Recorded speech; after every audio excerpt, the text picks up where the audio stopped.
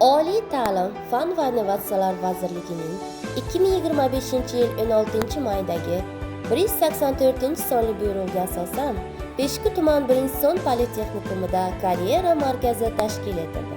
Ushbu karyera markazi faoliyatining asosiy maqsadi texnikumda ish beruvchining buyurtmasiga asosan kadrlar tayyorlash, xorijiy va mahalliy ish beruvchilar bilan hamkorlikni yo'lga qo'yish orqali bitiruvchilar bandligiga ko'maklashishdan iborat. Politexnikum o'quvchilariga bandlik va ishga joylashish to'g'risidagi qonun hujjatlari, mehnat bozorida mos bo'sh ish o'rinlarini izlash ko'nikmalari, ishga kirish uchun rezyume tayyorlash va ish beruvchi bilan suhbatdan o'tish usullarini o'rganish, ishga kirish uchun talab etiladigan hujjatlar bilan tanishtirishni tashkil etishdan iborat.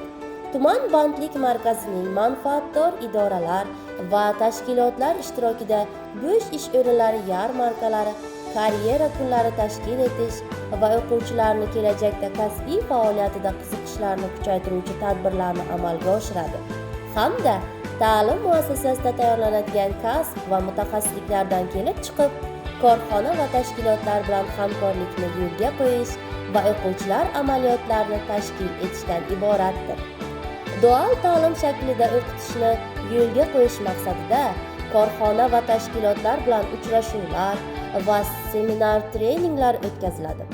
O'qishdan bo'sh vaqtlarida mehnat faoliyatini olib borish istagini bildirgan o'quvchilar uchun maslahatlar berib boriladi.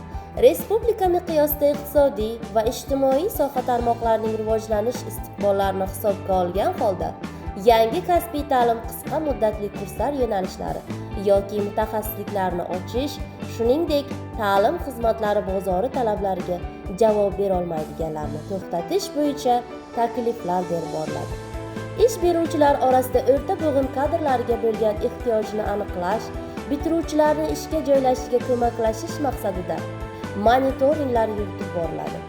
Bunda bitiruvchilarni doimiy ishga joylashgan, tadbirkorlik faoliyati bilan shug'ullanayotgan, o'zini o'zi band qilgan, xorijga ishlash maqsadida chiqib ketgan va bandligi ta'minlangan bitiruvchilar to'g'risida ma'lumotlarni monitoringi yuritib boriladi.